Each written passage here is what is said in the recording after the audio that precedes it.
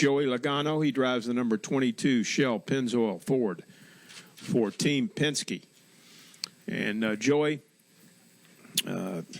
talk about the challenges that Dover provide for a driver like yourself, and then also the new lower downforce package, bringing it to Dover. How you think that will play into the strategy and how things will go this weekend for everyone? I think there's a lot of unknowns coming into Dover this week with the new tire, possibly limited practice today, determining kind of how weather is here. I think when you look at this low downforce package, it's been better everywhere. And I think here's going to be one of those tracks that we're really going to notice it. In the past, this has been a track that's been really hard to get to the right side of a car because of the wake that it sends off. So I'm thinking with a smaller spoiler on it, the wake should be smaller, and you should be able to widen the track out some. Anytime you take downforce off a car, you take grip away from a car, the track widens out. So I assume that cars are going to be pretty high. Like I said, some of that's still an unknown to kind of compare to see where that's going to be, but I would think that track's going to widen out quite a bit, especially in the Cup race. When you have limited grip into the corners and you're sliding around, the car's just going to kind of let it float up top and then try to get that big run up off. There's still going to be cars running around the bottom, and that still may be the fastest way, but I do think the track's going to open up some and be a little better race. We'll take questions now for Joey. If you have one, raise your hand. We'll start in the back with Mike Embry.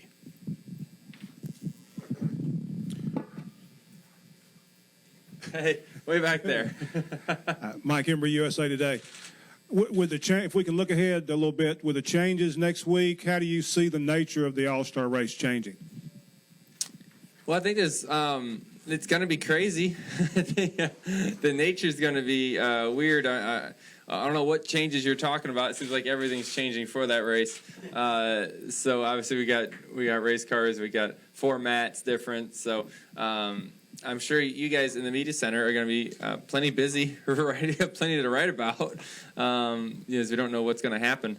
It's something that Todd and I and our engineers, that we've talked a lot about how this race is going to play out, and what we're going to have to do to our cars to get them to handle, and how that's going to be. So, I don't know. I don't have a good answer for you because I don't really know what's going to happen yet. So the race is going to be very interesting, to say the least, and seeing how guys play out that last segment of the race, kind of depending on where you're running and how they want to line up for that last 13 laps is going to be kind of crazy to see that. But, I think you got to have a few different plans and kind of be ready for anything. Other questions for Joey? Raise your hand. Dan Gelston has one, and then Lee. Dan Gelston, the Associated Press. Joey, obviously, you've had a couple of rough finishes the last two races, but overall, is there anything that's changed from last year? I mean, that's why you haven't been able to duplicate such great success from last year? No, we're still the same team. When I look at the last couple of weeks, it's racing. The way I look at things like that is, where were you running before that happened? How were you running in that race? I look at Talladega. We were up front. We had a shot at winning that race if things went right. So that was, just part of speedway racing. Last week's wrong place at the wrong time, and did I feel like we had a shot at winning that race? Most of the race, no, I didn't. Towards the end, I feel like we made some really good gains on our car that it became a winning car. I just had to get there. And I felt like the move that I made going into that corner to commit to the top was the right move. I'd do it again tomorrow. Just things happen, It's a end of the race. Everyone's racing hard. It's no one's fault, I don't blame anyone for racing hard. I love that people race hard. We should race hard. That's what this is all about. But unfortunately, they started crashing. I couldn't see anything, and next thing you know, the front end of the car was killed. So just kind of an unfortunate situation, but it happens. It's racing. You can't hold your head down about that. You got to move on, and I feel like as a season, we want to break through and get our first win.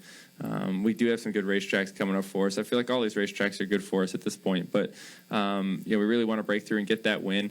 But I think if you look at the consistency in our team, it's still there. Even though the last two finishes you wouldn't agree with that, the consistency in the way we run is there. It's not like we've had races that we've been way off, and if we have started way off in a race, we've been able to recover and get a top 10 out of it. So I'm still proud of the way our team executes races and races hard. We just haven't really got the finishes the last few weeks to really show for that. Go ahead, Lee. LeeSpencerMotorsport.com. Do you guys have a regular rain routine where, if it's questionable whether or not you'll get practice, get qualifying in, what you guys rely on to put yourself in the best position going forward to race day? And then I have a follow-up. Yeah, I think there's I don't know if it's regular, but it's something that we typically do when we go to a track where there's going to be rain, but that plan always kind of alters a little bit depending on what the weather is. Qualifying's not looking too pretty with at least the forecast, but who knows? It can change anyway. But when that happens, it goes to practice, right? It goes to practice speed. So all of a sudden, practice speed becomes a lot more important than what it typically is. A lot of times you make one or two qualifying runs and say, okay, we'll work on this and work on that. But in this particular case, today, practice can become qualifying. And so you'll not just see our car, and you'll see about everyone probably spend most of practice in qualifying trim, if not all of it, to really make sure to figure out how to go as fast as they possibly can in practice. And did you look at the video from last week and, kind of say to yourself, two really good cars were taken out because somebody made a bonsai move, which would have been spectacular if he made it, but, not so much when you and Kyle Larson, which, probably had some sort of shot at least of a top 5 because it looked like the Toyotas checked out. But, you guys kind of look at that and, kind of question what he was thinking at the time. Not at all. Not at all. I feel like I'm one of the hardest racers out there, and I'd be quite the hypocrite if I made a call and say, man, why was he racing so hard? If you ask me, that's what fans show up to the racetrack to see. They come to watch a race. They expect us to race. They don't expect us at the end of a race to kind of say, oh, you go ahead and go ahead. They expect us to race, and that's what they pay money to see. I'm going to race hard. I know that. I've done that in the past. I'm going to continue doing that. When Denny made that move, I didn't blame him. Hey, you had a good run down the backstretch. You got to do something with it. It's just got in a bad aero spot, obviously, and both of them got loose, and that's what happens. But it's racing. I'm not going to say, hey, why'd you do that? We're racing. And these things aren't easy to drive, and we're going to make mistakes, but we're also going to go for it because there is a win on the line. That's a lot. A win's a big deal on the Sprint Cup level. It's hard to do. And anytime you have a shot, it's expected out of us, not just from the fans, but from our teams to go out there and make the most of it and make it happen. So when I look at, Denny's move, I'd do the same thing if I was him. So I don't really have any room to speak. Claire has a question right here. Susan, Claire B. Lang. Claire B. Lang, Sirius XM NASCAR Radio. 2 questions. Do you wish more people then would have that mentality so that you knew when you went out there just kind of how you could race each other? Because sometimes it seems like people have different thoughts, the younger drivers versus some people with other agendas. I think everyone races in their own way, and you got to figure out what that way is for you. Early in my career, I'd say I wasn't a very aggressive driver. And I didn't win much. So, I figured out what works for me. And, I kind of found that technique and whatever that may be for me in the way to race. But there's a time and a place for it, right? I mean, you go, some moves like that early in the race, you may say, well, why did you do that? But the fact of the matter is there's 30 to go.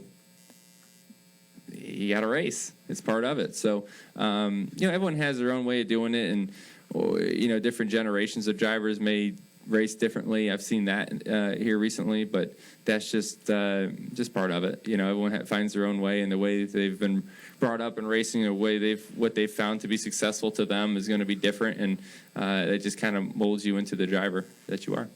One other question. Some of the young drivers I've been interviewing talk about coming here like an Xfinity or trucks and learning how to learning fuel mileage, because they're driving and the throttle time here is so much. And you really kind of have to learn that on the track. Can you talk about that, address how you learn to do that, and how in the races we have this year, the younger drivers are having to learn how to save fuel, and it's something you got to learn on the track. Yeah, it's tough. Anytime you have to slow down, it's really hard for me. I'm sure it's hard for the rest of the drivers, but it's part of the game, probably 3 or 4 times a year that you're going to have to do that at least. Sometimes it seems like it's a few races in a row. It kind of gets, especially you come looking at Pocono coming up and those type of racetracks as you get this few mileage type races coming up. So repaves typically are most like that. So, it's a technique that takes some time to learn. The technique the most challenging part about it is understanding how much you can back off and still stay in front of a car, or do you need to let a car go? And that communication is almost the hardest part of communicating with your crew chief. And how much do I need to save?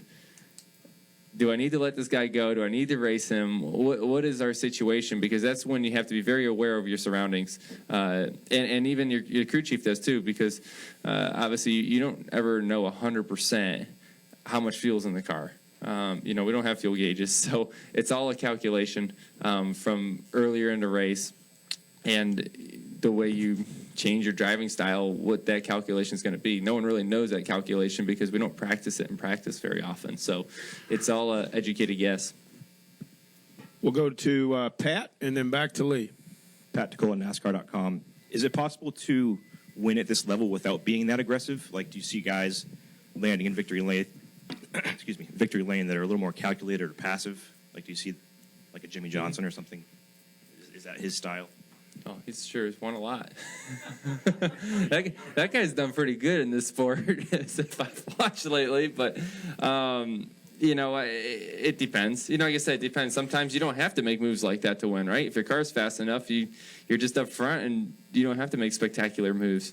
But I've also seen that a lot of people win with cars that aren't the winning car a lot of times, and that's from making spectacular moves and gutsy calls on the racetrack, and whether it's on pit road or wherever, that aggressive look at things is sometimes goes wrong, like we've seen before, but sometimes goes really right, and you have a 5th or 6th place car win the race.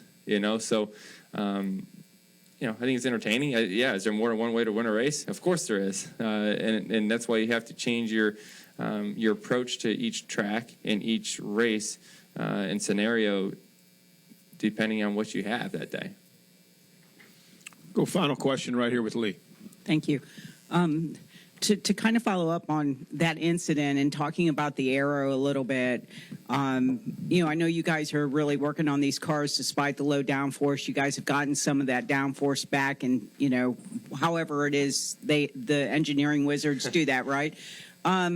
So is what we saw in that situation, because it was badass racing, but is that going to be a product of this car? Are we going to see more aero situations like that when you guys do get together and try to pass? And I don't know if you can put on your engineering hat, but is there anything that can be done that maybe you could execute that kind of pass and not worry about the cars being so aero dependent? And perhaps if the tires had been a little bit softer, there's a whole, you can't have like A without B and C in engineering, but you know what I'm saying. Yeah, I understand where you're getting to. Product of the car. Is there ways that we can make it better? There's always room for improvement, right? You can always make anything in the sport we can make better. We can make our cars better. We can make the tracks better. We can make anything. You name it. There's always room for improvement. That's the nature of where we live.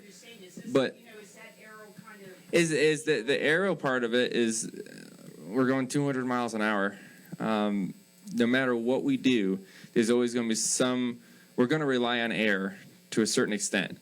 We rely on it less today than we did last year.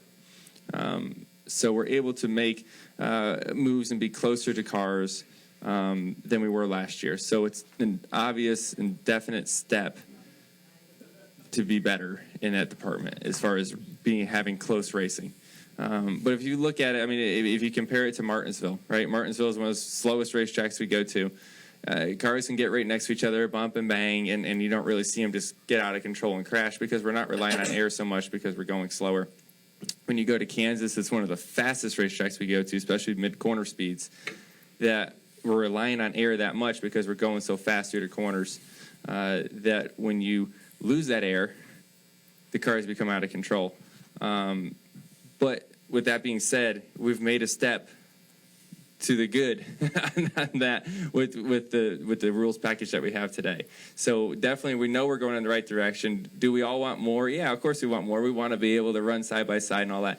Is that ever going to happen? It's probably never going to be perfect, but we're making gains on that, and the racing's definitely getting better, and we're seeing that every single week, that the racing's better and we're able to race closer. So that's important to see that. But, you know, it's something that we're always going to rely on it when we're going fast, right? Because that's what makes speed in our race cars a lot of times is just aero downforce. So when you lose that aero downforce, the cars obviously don't handle as good. And no matter what, we're punching a hole in the air. You know, unless we're driving these little tiny cars out there, we're going to be punching a hole in the air, and it's part of it.